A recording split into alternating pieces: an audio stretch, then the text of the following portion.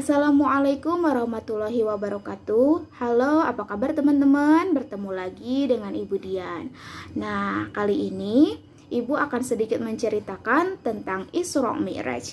Nah, kemarin kita telah memperingatinya yaitu pada tanggal 28 Februari.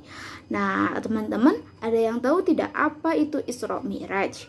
Nah, Ibu akan sedikit menjelaskan tentang apa itu Isra Mi'raj. Nah, yang pertama kita akan mengetahui apa itu Isra. Isra berasal dari kata sa'ro yang artinya perjalanan di malam hari. Sedangkan menurut istilah, perjalanan Nabi Muhammad Shallallahu Alaihi Wasallam dari Masjidil Haram di Mekah menuju Masjidil Aqsa di Palestina.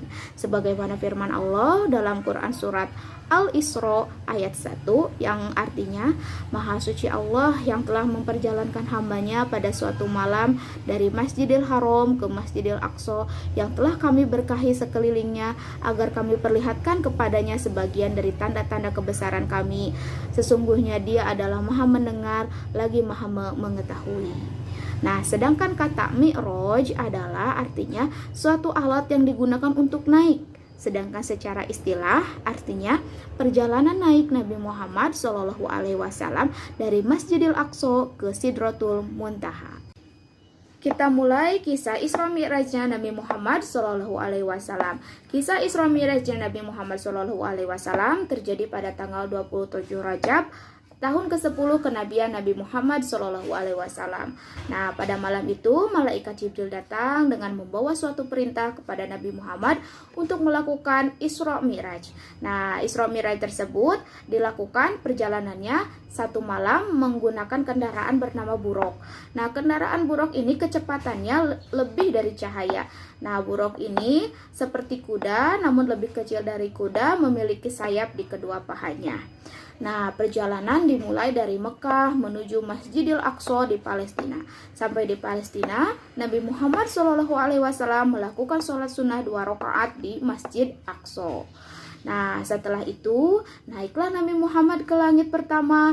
Di sana ia bertemu dengan manusia pertama yaitu Nabi Adam alaihi salam dan beliau mendoakan kebaikan untuk Nabi Muhammad Shallallahu Alaihi Wasallam.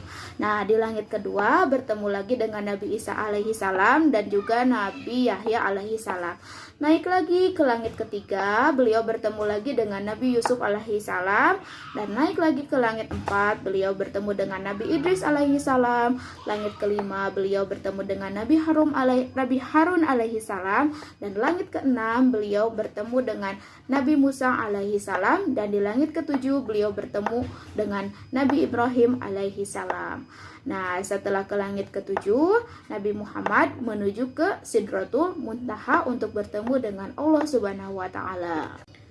Nah, setelah bertemu dengan Allah Subhanahu wa taala, Nabi Muhammad mendapatkan perintah untuk melaksanakan sholat 50 waktu dalam satu hari satu malam. Nabi Muhammad pun kembali dan di langit ke-6 beliau bertemu dengan Nabi Musa. Nabi Musa pun bertanya, "Wahai Muhammad, apa yang diwajibkan Allah atas umatmu?"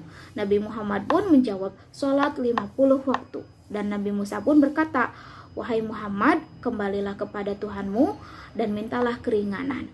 Setelah itu Nabi Muhammad kembali lagi kepada Allah dan meminta keringanan, dan Allah memberikan keringanan yaitu mengurangi sholatnya sebanyak 5 rakaat. Nah, jadi sholatnya sebanyak 45 rakaat dan beliau kembali lagi dan di langit ke-6 beliau bertemu lagi dengan Nabi Musa.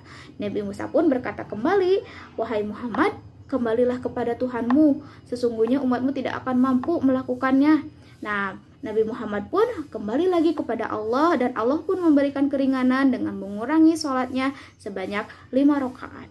Nah, kembali lagi di langit ke-6 beliau bertemu dengan Nabi Musa dan Nabi Musa pun berkata seperti sebelumnya. Terus hingga akhirnya Allah Subhanahu wa taala berfirman, "Wahai Muhammad, ini sesungguhnya adalah sholat 5 waktu dalam satu hari satu malam. Setiap sholat pahalanya 10. Maka nilainya 50 sholat.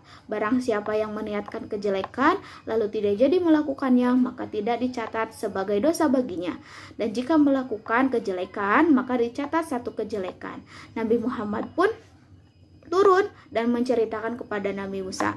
Dan Nabi Musa pun berkata lagi kepada Nabi Muhammad, kembalilah kepada Tuhanmu, mintalah keringanan, sesungguhnya umatmu tidak akan mampu melaksanakannya. Nah, Nabi Muhammad pun berkata, sungguh saya telah kembali kepada Tuhanku, sampai saya pun merasa malu kepadanya. Nah, hingga pada akhirnya Nabi Muhammad kembali ke Mekah dengan membawa perintah dari Allah Subhanahu wa Ta'ala untuk kaumnya, yaitu untuk melaksanakan sholat 5 kali dalam 1 hari 1 malam. Nah, sholat tersebut yaitu sholat subuh, sholat duhur, sholat asar, maghrib, dan isya.